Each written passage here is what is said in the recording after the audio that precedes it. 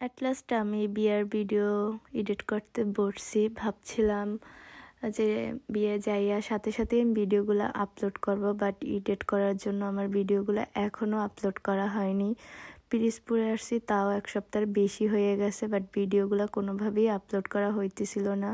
Because Dhaka দিয়ে আসার পর আমার শরীরটা অনেক বেশি খারাপ ছিল।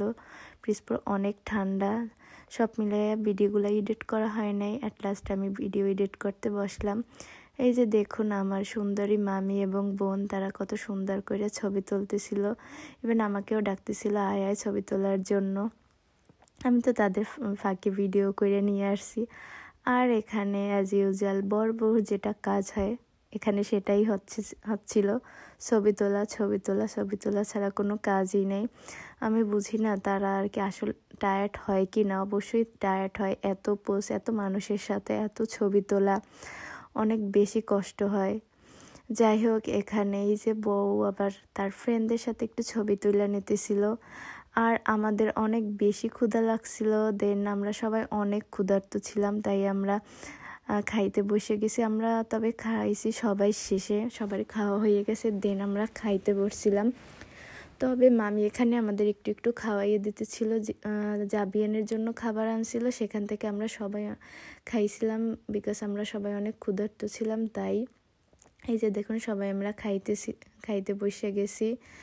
আর খাওয়ার সময় আমরা অনেক বেশি মজা করতেছিলাম। আর এখানে সবাই খাওয়া টাওয়া শেষ করে নাচা গানা শুরু হয়ে গেছে। ওই যে দেখুন বর, সে নাচতেছিল তার ফ্রেন্ডদের সাথে।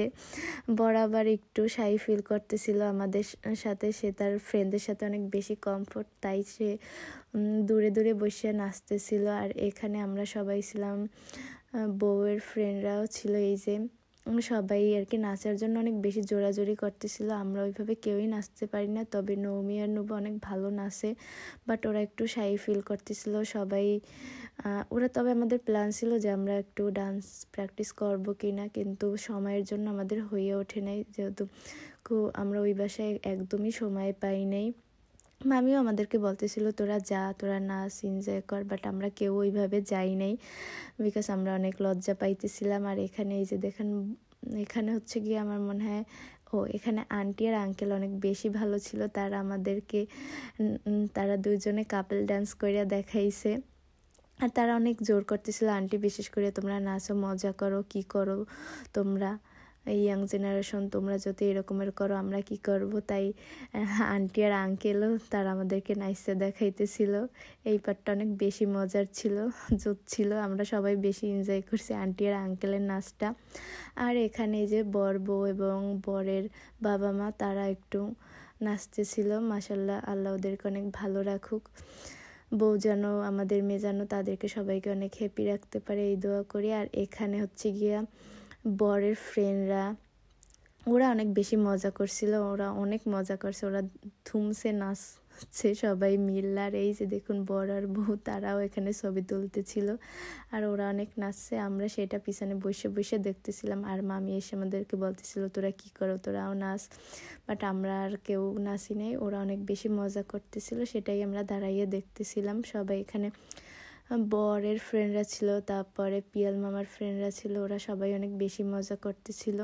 তারপর বরের কাজিনরা, আর ওখানে ওই আপুটা গান গাইতেছিল লাইভ। আপুটা মাশাআল্লাহ অনেক ভালো গান গায়। আপুটা সিঙ্গার, বাট ও হচ্ছে যাইয়া আমাদের বউয়ের একটা বড় আপু। দেন উনি আমাদের সাথে গায়ে হলুদেই আসছিল, দেন ওনাকে জোর করার পরে উনি আর কি গান গাইছিল। দেন আমার গায়ে হলুদ না, আমার বোনের গায়ে হলুদের ভিডিওগুলো কেমন লাগতেছে অবশ্যই একটু কমেন্ট করে জানাবেন। আর নেক্সট আরও ভিডিও দেখতে চান কিনা সেটা একটু কমেন্ট করে জানাবেন। আজকে আল্লাহ হাফেজ।